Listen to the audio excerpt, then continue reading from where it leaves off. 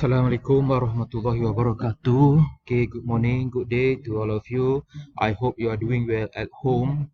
Okay, so even though you are at home, you still have to study and follow my lessons from time to time.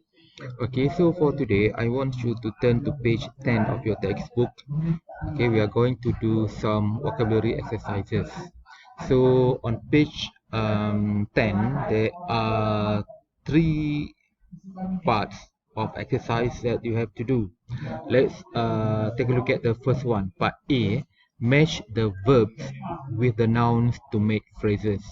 Maksudnya, padankan kata kerja dengan kata nama untuk menghasilkan satu frasa. Okay, number one. We do number one together. Turn on or shut down.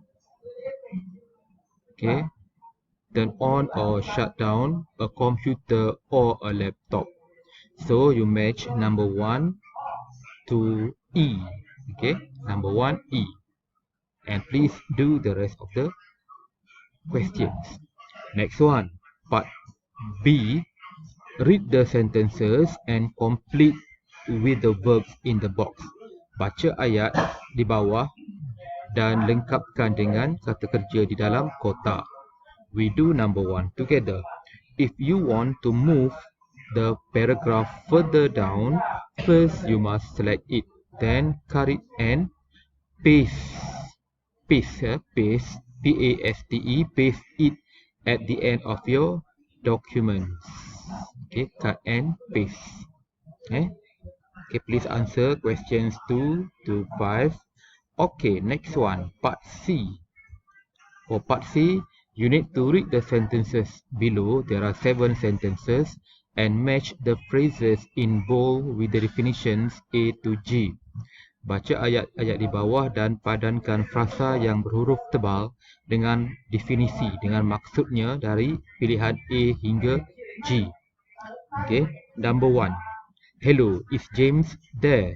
He rang me earlier but I was busy so I'm calling him back. The answer is, jawapan dia mana satu? The answer is D. Phone someone because he or she phone you. Menelefon seseorang kerana dia telah menelefon anda sebelumnya. Okay, so number 1, D.